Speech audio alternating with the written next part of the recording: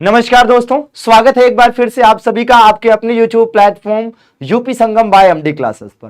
दोस्तों, इस सेशन के माध्यम से हम बात करने वाले हैं कि जो जीके जीएस का एक बड़ा और ब्रॉड सिलेबस है, इसको कैसे कवर किया जाए और कैसे कम समय में चीजों को हम लंबे समय के लिए मेमोराइज कर सकते हैं। तो हम बहुत लंबा इस सेशन को नहीं लेकर जाएंगे, हम आपको एक एग्जाम्पल के माध्यम से इस बात को समझाने का प्रयास करेंगे कि आखिर किस अप्रोच को हम अपनाते हुए जीके जीएस को हैंडल करें कि हमारे लिए चीजें इजी हो जाएं। तो देखिए, सबसे बड़ी चीज क्या होती है कि जब हम जीके जीएस को पढ़ते हैं तो सामान्यतः इतना सारा तथ्य होता है, इतना सारा फैक्चुअल डाटा होता है कि चीजों को याद रख पाना मुश्किल होता है। आप ही परेशान रहते हैं कि सर ईयर नहीं याद होता, डेट नहीं याद होती, नाम नहीं याद होते, कई नाम एक जैसे रहते, तो कंफ्यूजन बहुत बढ़ जाता है, चीजें आपस में हौच पौच हो जाती हैं।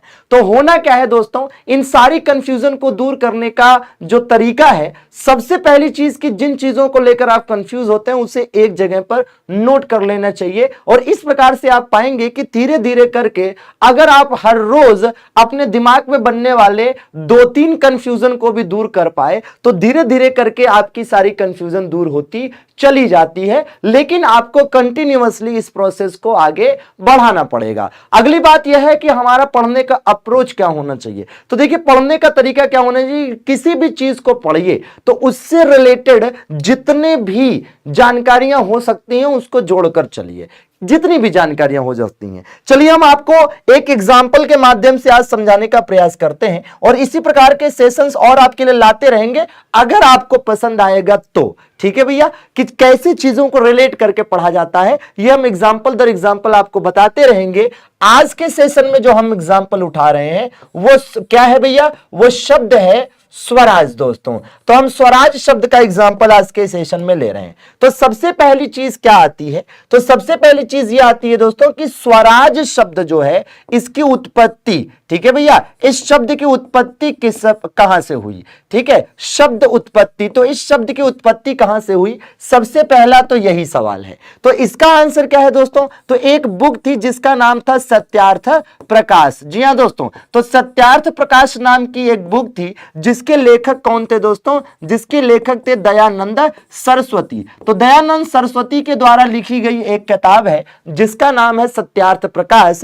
इसी बुक से स्वराज शब्द की उत्पत्ति हुई है। अब जरा समझिएगा कि जैसे ये चीज आपके सामने आती है तुरंत आपके दिमाग में कुछ चीजें आनी चाहिए कि जिस प्रकार से स्वराज शब्द की उत्पत्ति सत्यार्थ प्रकाश से हुई और ऐसा क्वेश्चन पूछा जाता है, ठीक इसी प्रकार से क्या होता है कि एक शब्द होता है वंदे मातरम, और अक्सर पूछा जाता है कि वंदे मातरम शब्द की उत्पत्ति किससे हुई। तो आपका जवाब होना चाहिए क्या दोस्तों, आनंद मठ जवाब होना चाहिए। और एकदम इसी प्रकार से एक क्वेश्चन आता है इनकलाब शब्द। दोस्तों जी हां, इनकलाब शब्द आप देखेंगे तो यह शब्द आता है बंग ए दर्रा से। जी हां दोस्तों, तो ये किताबें हैं। अब देखिए ये किताबें किसकी हैं भाई, तो आप देखेंगे कि सत्यार्थ प्रकाश जिस प्रकार से दयानंद सरस्वती के द्वारा लिखी गई है, ठीक उसी प्रकार से आप देखें आनंद मठ को बंकिम चंद्र चटर्जी ने लिखा है मित्रों। और इसी प्रकार से आप देखिएगा कि ये जो बंग ए दर्रा है इसको किसने लिखा था,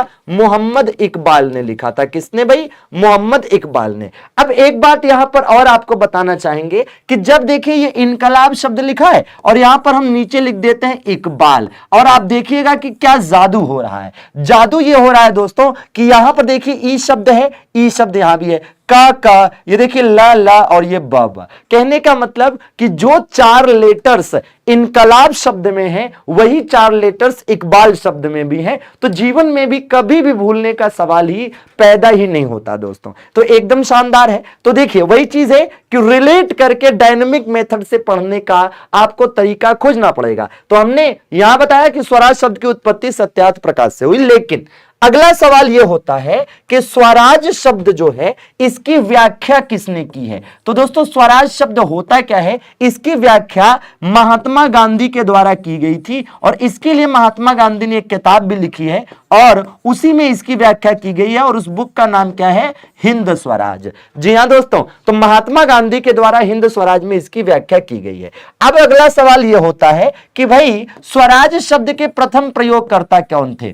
तो प्रथम प्रयोग स्वराज शब्द का किसने किया था। अब एक चीज जरा समझिएगा कि दो चीज है, अगर कभी ऐसे पूछे कि स्वराज शब्द का प्रथम प्रयोग तथा साथ में ये आ जाए कि तथा हिंदी को राजभाषा मानने वाले पहले व्यक्ति, हिंदी को राजभाषा मानने वाले प्रथम व्यक्ति, तो जरा समझना, अगर सामान्यतः कह रहा है कि स्वराज शब्द का प्रथम प्रयोग किसने किया, तब तो आप दादा भाई नौरोजी बता देंगे दोस्तों। क्या बता देंगे? दादा भाई नौरोजी बता देंगे। लेकिन अगर कभी ऐसा क्वेश्चन आ जाए कि स्वराज शब्द का प्रथम प्रयोग तथा हिंदी को राजभाषा मानने वाले पहले व्यक्ति, तब आपका जवाब क्या हो जाएगा दोस्तों? दयानंद सरस्वती हो जाएगा। इस बात का विशेष आपको ध्यान देना पड़ेगा, ठीक है। अब देखिए चीजें कैसे रिलेट करके निकलती हैं। जैसे आपने ये चीज पढ़ी कि प्रथम प्रयोग किसने किया भाई? दादा भाई नौरोजी ने किया, तो तुरंत ही आपको ये समझ लेना चाहिए कि ये जो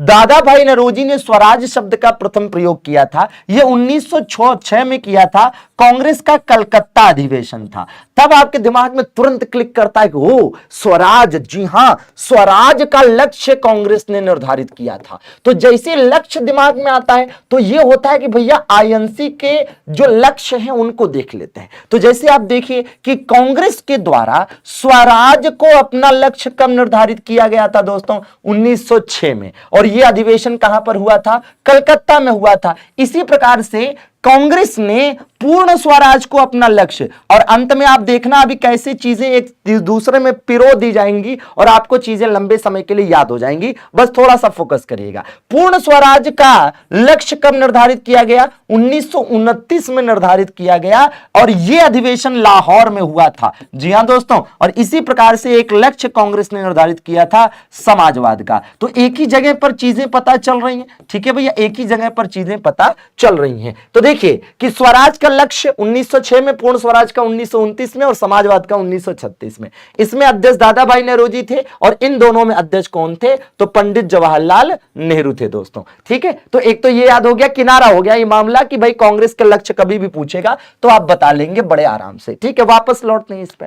तो देखिए भैया एकदम सीक्वेंस से हम चल रहे हैं। इसी प्रकार से देखिएगा तो एक चीज है जो पूछी जाती है कभी कभी, वो ये है कि स्वराज बिल क्या है। तो दोस्तों स्वराज बिल जो है ये 1895 में पेश किया गया था। किसके द्वारा? बाल गंगाधर तिलक के द्वारा। और बाल गंगाधर तिलक द्वारा जो स्वराज बिल पेश किया गया, इसी में पहली बार संविधान सभा के गठन की मांग रखी गई थी। जी हां, तो अगर देखा जाए तो स्वराज बिल वो पहला बिल है, वो पहला मामला है जिसके माध्यम से किसी भारतीय ने संविधान सभा के गठन की मांग की थी। हालांकि एक सवाल यह भी है कि अगर आप देखेंगे कि कभी पूछ लिया जाए कि संविधान सभा के गठन की मांग, संविधान सभा के गठन की मांग सर्वप्रथम किस पार्टी ने की? गठन की मांग है ना करने वाली, गठन है ना, गठन की मांग, ठीक है भैया, सबसे पहले किस पार्टी ने की? तो प्रथम पार्टी का नाम अगर पूछ लेता है तब आंसर क्या हो जाता है आपका? तब दोस्तों आपका आंसर हो जाता है स्वराज पार्टी। क्या आंसर हो जाता है? स्वराज पार्टी। और स्वराज पार्टी के द्वारा इसके गठन की मांग से रिलेटेड क्वेश्चन अक्सर बनते हैं। देख रहे हैं चीजों को, देखिए जब एक जगह इन चीजों को पढ़ेंगे तो चीजें लंबे समय तक याद रहेंगी। हमने कहा स्वराज बिल 1895 में बाल गंगाधर तिलक ले आए, लेकिन संविधान, और इसमें संविधान सभा के गठन की मांग की गई, बट ये पार्टी नहीं थी, ये एक बिल था, एक प्रस्ताव था, समझिए, ठीक है। तो संविधान सभा के गठन की मांग करने वाली पहली पार्टी कौन सी है दोस्तों? स्वराज पार्टी है। और इसके बाद फिर कांग्रेस ने 1935 में फिर गठन की मांग की, स्वराज पार्टी ने 1934 में गठन की मांग की थी। अच्छा, ये तो पार्टी की बात हो गई। अगर यही क्वेश्चन पूछा जाए कि संविधान सभा के गठन की मांग करने वाले पहले व्यक्ति, तब क्या आंसर होता है? तो भैया पहले व्यक्ति पूछा जाए तो एमएन रॉय हो जाता है, ठीक है। हालांकि अगर देखा जाए तो रियल में संविधान सभा का विचार किसने दिया पूछा जाए, तब आपका आंसर एमएन रॉय होता है, जिनका पूरा नाम है मानवेंद्र नाथ रॉय। लेकिन अगेन हम फिर स्वराज पर लौटेंगे क्योंकि आज का हमारा मुद्दा स्वराज है दोस्तों।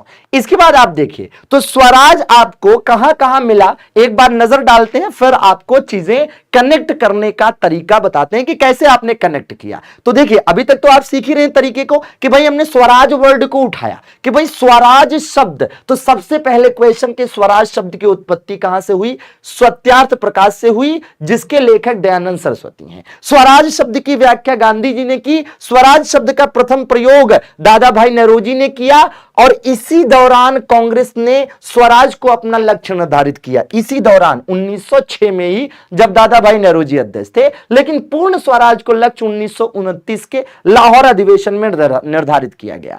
अब यह भी है कि प्रथम प्रयोग केवल पूछा तो दादा भाई नेहरू जी, लेकिन साथ में हिंदी भी जोड़ दिया तो आपने भाई दयानंद सरस्वती बता दिया। ठीक है दोस्तों, तो चीजों को हम रिलेट करते गए और फिर हमने कहा कि भाई स्वराज वर्ड से एक स्वराज बिल भी आया है, तो स्वराज बिल 1895 और ये स्वराज पार्टी दोस्तों। ठीक है, अब एक सवाल और है जो बहुत ज्यादा बनता है, और वो क्या है दोस्तों कि किसने कहा था कि स्वराज मेरा जन्म सिद्ध अधिकार है और मैं इसे लेकर रहूंगा। जी हां दोस्तों, यह प्रसिद्ध नारा किसने दिया था? स्वराज मेरा जन्म सिद्ध अधिकार है और मैं इसे लेकर रहूंगा। यह बाल गंगाधर तिलक ने कहा। यह सबको पता होता है, लेकिन याद रखने वाली बात यह है कि कहां पर कहा था। तो इंडियन नेशनल कांग्रेस के लखनऊ अधिवेशन में यह बात बाल गंगाधर तिलक के द्वारा की गई थी दोस्तों।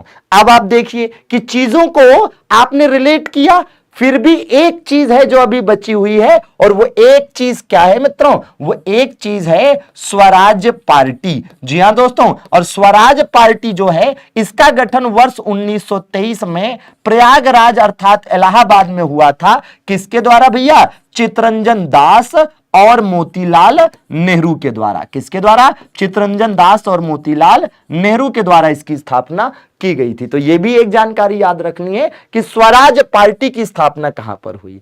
तो आप देखिए कि आप यहां पर देख सकते हैं कि स्वराज से रिलेटेड जितनी भी बातें महत्वपूर्ण हो सकती हैं, सारी शुरू से अंत तक यहां पर बताई गई हैं, और साथ में यह भी बताया गया कि किस शब्द की उत्पत्ति किससे हुई। तो चीजों को आई होप कि आप इस एग्जाम्पल के माध्यम से समझ पा रहे हैं कि how to link the facts with each other. ठीक है भैया, तो इन लिंक्स को कैसे आपस में कनेक्ट करना है। इसी प्रकार के ढेरों एग्जाम्पल आपके लिए जीके जीएस के मामले में दोस्तों लाते रहेंगे। बस बने रहिए हमारे साथ यूपी संगम पर, बेहतरीन कंटेंट्स आपके लिए आता रहेगा और आपके जीके जीएस को आसान बनाने का हम लगातार प्रयास करते रहेंगे।